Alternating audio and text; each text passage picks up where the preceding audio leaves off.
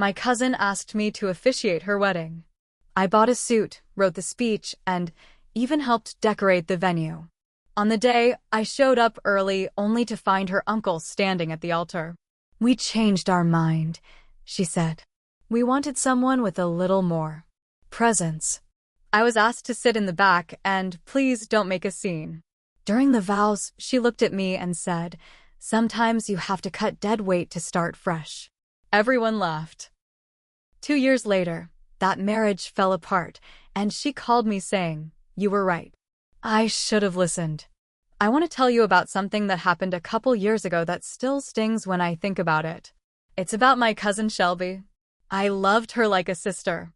We grew up side by side in a small town just outside Akron, Ohio. We went to the same schools, shared Christmases, and leaned on each other through everything. At least I thought we did. Shelby was always the favorite. Not just in the family, everywhere. Teachers loved her. Coaches praised her. She had that kind of charm that made people want to do things for her. I didn't. I was the quiet kid. I kept to myself, did well in school, worked jobs on weekends. Shelby was loud, pretty, and got away with murder. Still, I was loyal to her. I never felt like I had to compete. In 2022, she got engaged to a guy named Brad. I'd met him a few times. He was one of those guys who thought he was smoother than he was. Big white smile, slicked back hair, expensive watch, always flashing it like he needed you to know he had one. He was fake in a way that made me itch. But Shelby was crazy about him. So I nodded, smiled, and told her congrats. A few weeks after she got engaged, she asked me to officiate their wedding. I was shocked. I'd never done anything like that before. She told me she didn't want a generic ceremony, and she wanted someone who really knew her to lead it. I was touched. I said yes. That meant a lot of things. I had to get ordained online, which I did the same night. I asked for the ceremony details, spent weeks writing out a speech that talked about their story, how they met, how Shelby had changed for the better, all the things you're supposed to say. I spent hours practicing it out loud. I even watched YouTube videos to learn how to stand, how to project my voice, how to hold the mic. Then there was the suit. Shelby wanted everyone up front to match. She asked me to wear navy. Not just any navy, she had a specific swatch. So I got a custom one made. $570 after tailoring. It was the most I ever spent on clothes, but I wanted to show her I took this seriously. I thought it would be one of the proudest days of my life. In the weeks leading up, she texted constantly. "Can you help set up? Can you pick up candles from the Hobby Lobby in North Canton? Can you stop by and help fold the programs?" I did all of it. I showed up after work, hauled tables, helped run wires for the lights. I even fixed a part of the stage that was loose. I didn't mind. I believed she trusted me. I believed I was part of something important. The night before the wedding, I was at the venue until 11 p.m. I drove home, practiced my speech again, and laid out my suit. The next day, I showed up 2 hours early, like she asked. That's when I saw him. Her Uncle Mike, from her dad's side. We'd met maybe twice. I hadn't even thought he was invited. But there he was, standing up by the altar, wearing a full pastor's robe, flipping through a little black book. I walked over, confused. Thought maybe he was saying a blessing or something. That's when Shelby came up to me, all smiles. "Hey," so she started, pulling her dress up slightly so she wouldn't trip. We made a last-minute change. I was already getting a weird feeling.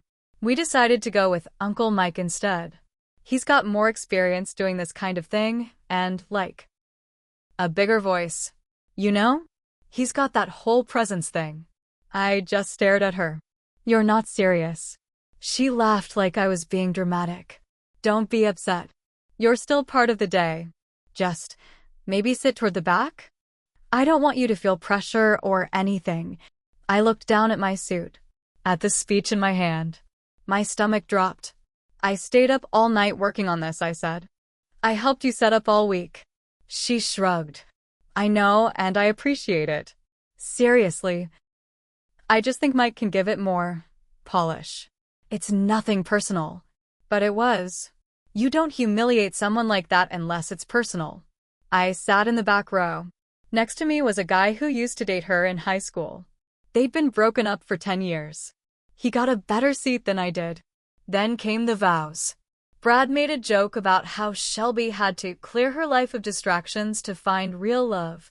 A few people chuckled, but Shelby turned her head toward me, locked eyes, and said, "Sometimes you have to cut dead weight to start fresh." Then she smiled. People laughed. I couldn't move. I was too embarrassed. I stayed seated through the whole ceremony, then left during the group photo session. No one texted. No one called. Not even my aunt or uncle. 2 years later, I was working late when my phone buzzed. Shelby. I hadn't spoken to her since the wedding. Her voice was shaking. "He left me," she said. "Brad." He emptied the joint account, said he was done. I think he was cheating. I think for a long time. I didn't say anything. I should have listened, she continued. You were right. I should have known. I should have treated you better. I let her talk for a bit, until she ran out of words. Then I said, "I'm sorry. I don't think I have the presence for this." Then I hung up. After I hung up, I figured that was it. A clean break. But Shelby wasn't the kind of person who let go that easy. 2 weeks later, I got another call. I didn't answer. Then a text came in. "I'm sorry. Can we please talk? I need family right now." I ignored it. I had nothing left to say. That same night, my mom called. "Hey," she said carefully, "Shelby called me. She's a mess." "I know," I replied. "She said you won't talk to her. Said you hung up on her when she was crying. She humiliated me, Mom." There was silence on the other end. I know she did. What she did was wrong. But she's hurting now. Good. She didn't know what to say after that. A few days later, I stopped by the gas station near my apartment. I was in line when I heard a voice behind me. I had no one else to go to. It was her. Shelby looked nothing like she used to. Eyes red, makeup smudged, hair thrown up in a messy bun. She was holding her car keys like they were the last thing she owned.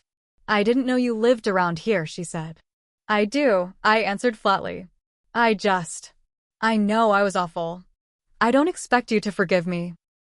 But I'm drowning and everyone else's disappeared." That part one believed. Brad had bailed. Her friends had likely taken sides. Her family was probably tired of hearing about it. "I just want to sit down and talk," she added. "Please." Against every part of me that said walk away, I said, "Fine." 10 minutes. At the diner across the street. We sat in a corner booth. She ordered coffee. I didn't get anything. She cried. Told me everything. How Brad had been cheating for months. How he'd used her money to put a down payment on a new condo with someone else. How the girl was 6 years younger and pregnant. He told me I was controlling. That I was selfish. I didn't say anything. He said no one could stand being around me. Not even my own family. I met her eyes. He wasn't wrong. She flinched. Then I saw it. The flash of the old Shelby, defensive, angry, bitter. I said I was sorry, she snapped. "And you think that erases everything?" "I was trying to have a perfect wedding. I didn't want you ruining it." That hit harder than I expected. "Ruining it? I wrote a speech for you. I built your stage. I bought a $600 suit to match your colors. I gave you everything I had, and you tossed me out like trash." Her eyes filled again. "But I wasn't done. You wanted presents? You got it. You wanted polish? You got it. And now you want sympathy? Go find your Uncle Mike." She opened her mouth but didn't speak. I stood up and left. She didn't follow. A week later, my mom called again. This time, she was pissed. "Why the hell did Shelby find out you're moving?" "What?" She came over here in tears. "Said you're running away. That you're leaving Ohio to punish her." I hadn't told anyone yet. I'd accepted a job offer in Denver. It was a fresh start. I needed it. I didn't tell her anything. Well, she knows. Turned out Shelby had gone through my cousin Ryan's Instagram and saw a tagged photo of a Denver skyline. Put it together on her own. That's when it clicked. She wasn't done with me. She couldn't fix her marriage, couldn't control her life, so she wanted to rewrite the past. And I wasn't playing along. 2 days later, I came out to my car and found the word traitor written in the dirt on my windshield. That's when I knew Shelby had gone off the rails. I didn't respond. I just kept packing. My lease ended in 3 weeks. But that wasn't the end either. Shelby had one more play left. A few days after the traitor message on my car, I started getting phone calls from numbers I didn't recognize. One was from some guy named Mark. He said he was a friend of Shelby's. Asked me why I was abandoning family. I hung up. Another call came in the next day. A woman. Same story. Said Shelby was going through something deep and needed support. Told me I was being selfish for cutting her off. That's when I realized she was telling people I had abandoned her in her darkest time. She had flipped the whole thing. Suddenly I was the bad guy. The cousin who cut ties after one argument. The one who refused to help when it mattered most. She was rewriting history to look like the victim, and she was convincing people. I stopped answering any number I didn't know. Locked down my social media. I wasn't going to argue with strangers over what really happened. Then my aunt, her mom, called. I don't know what's going on between you two, but she's not well, she said. You need to stop ghosting her. You're making it worse. I nearly dropped the phone. I'm making it worse? After what she did to me. She regrets it. No. She regrets that her plan blew up. She doesn't regret what she did to me. There was silence on the other end. Then, a week, just think about it. 2 nights later, I came home from work and noticed my apartment door was slightly open.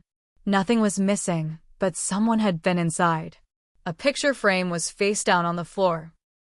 My closet door was wide open. Drawers half pulled out. I called the landlord, asked if maintenance had come in. Nope, he said. And your lock doesn't show any signs of force. That meant one thing. Someone had a key. I'd given a spare to Shelby back in 2021 when we were still close. Just in case, I locked myself out. I'd forgotten all about it. The next morning, I filed a police report. Changed my locks. Put a camera outside my door. I didn't have proof it was her, but I knew it was. Still, I didn't message her. I didn't give her the satisfaction. But Shelby wasn't done. 2 days before my move to Denver, I got a message from Ryan, our cousin. A screenshot. Shelby had posted a long story on Facebook, tagging distant relatives and family friends. She said someone she loved had abandoned her when she was suicidal. She didn't name me, but everyone knew. She called me a cruel family member who thinks success means cutting off people who make mistakes. My phone blew up. People I hadn't talked to in years messaged me. One of my old aunts even wrote, "How could you?" I was shaking.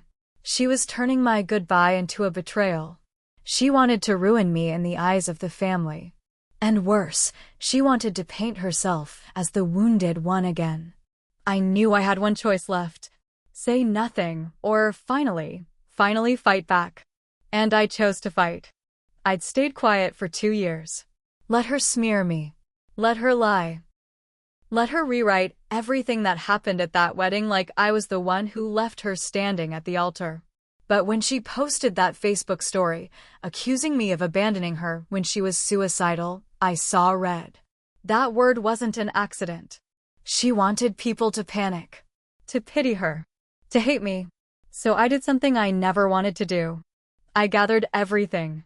Screenshots, messages, photos, the original speech I wrote for her wedding, the texts where she asked me to help decorate, a copy of the receipt for the suit, a screenshot of the "we changed our mind" message she sent me the morning of her wedding because yes, after everything, she texted it too. And then I posted my own story. I didn't attack her. I told the truth. I posted it publicly, tagged the same relative she had. I told them how she asked me to officiate, how I spent hundreds and gave up weeks of my life to help her. How I wrote her a speech from the heart. How she dumped me the morning of her wedding with zero warning and told me to sit in the back. I told them about her deadweight comment during the vows, how she smiled while saying it. I didn't have to embellish anything. The truth was brutal enough. I ended it with this: if defending myself makes me the villain, then so be it. But don't ask me to show up for someone who kicked me aside and only came crawling back when her world fell apart. Shelby didn't want family. She wanted an audience. I logged off after that. The next morning, I had 57 notifications. Most were messages. A few people apologized. A few more told me they had no idea. One of our uncles wrote, "I thought you just disappeared after the wedding. I had no idea what she did to you. I'm sorry." Shelby? She went quiet. No more Facebook posts. No more dramatic stories. She deleted the one where she'd painted me as some monster cousin. And then, radio silence. A week later, my mom called me. "She's furious," she said. "You embarrassed her." I let out a breath I'd been holding for years. She embarrassed herself. She couldn't argue with that. I moved to Denver 2 days later. New job, new apartment, new life. I haven't heard from Shelby since. But sometimes, I still look at that old wedding speech on my computer. The last line? Marriage is built on respect, on kindness, on showing up for each other when it counts. Funny how I believed that once. Shelby showed me what happens when you give everything to someone who only sees you as background noise. So I made sure my silence became the loudest thing she ever heard. I don't miss her. Not even a little.